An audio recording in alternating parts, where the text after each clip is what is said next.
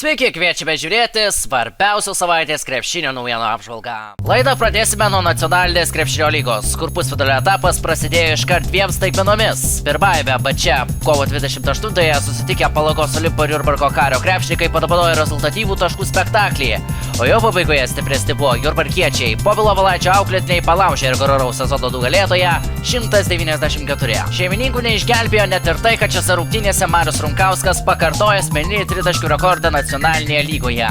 Jis iš viso rungtynėse metė 14 tritaškių. Iš jų jis pataikė 8 ir surinko 25 taškus. 17 pridėjo Julius Kazakauskas. Jurbarkiečių gretose Ignas Juškevičius pelnė 19, Karolis Kokoška ir Lukas Šukauskas pelnė po 16 taškų. Antrąjį susitikimą šios dvi komandos žaidė balandžio 2. Apie tą susitikimą papasakosime kiek vėliau, nes dabar keliamės į Marijampolę. Čia irgi netikėtai prasidėjo pusfinalio serija tarp Sūduvos Baltingos ir Kretingos. Aštuntfinalyje kretingiškiai eliminavo Žalgirio Dubrerius, ketvirtfinalyje Telšius, o pusfinalį kretingiškiai pradėjo taip pat netikėtai.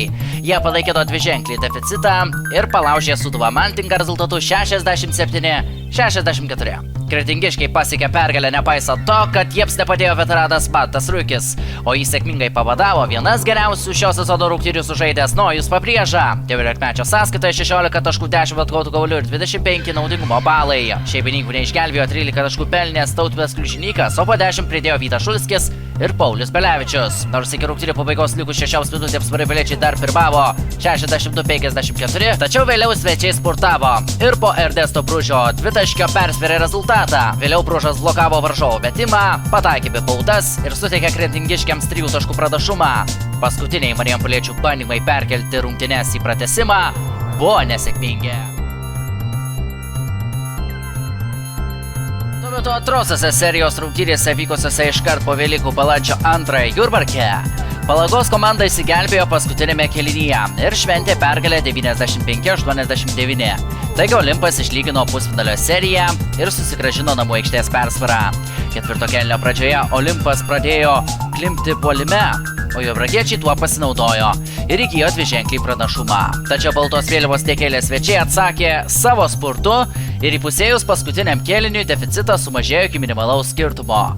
Artėjant paskutiniai minutėjai Pauliaus Danisevičiaus dvitaškis su pražanga persvėrė rezultatą Olimpui. Tuomet šeimininkai neužpuolė ir prasidėjo baudų metimų maratonas. Jis sėkmingiau baigėsi svečiams. Paulius Danisevičius nugalėtojams pelnė 22 taškus, Karolis Dušikas pridėjo 18 taškų ir 16 atkovotų kamuolių. Tomas Danikaitis pralaimėjusiems pelnė 22 taškus, po 16 pridėjo Mindaugas Lukauskis ir Karolis Kokoška. Kaip toliau klostėsi ši pusfinalio serija, papasakosime kitą savaitę laidoje. Kauno Žalgirio krepšininkai pralaimėjo bene svarbiausią Eurolygos sezono susitikimą ir prarado viltis pasiekti įkrintavąsias varžybas. Kauniečiai išvykoje 66-69 pralaimėjo Monako klubui ir atsisveikino su galimybėmis pasiekti dar vieną stebuklą. Kadangi Belgrado Partizan kitoje dvikovoje nugalėjo Berlyno Alba, kauniečiams nebeliko šansų pasiekti 10 vietą, kuri garantuoja įkrintamasias. Negana to, kauniečiai rungtynes pabaigė Berno Butkevičiaus, kuris traumą patyrė antrajame kėlinyje. Trečio kėlinio viduryje Butkevičius jau grįžo ant Žalgirio atsarginių suolo, bet jau buvo persirinkęs kasdienę aprangą.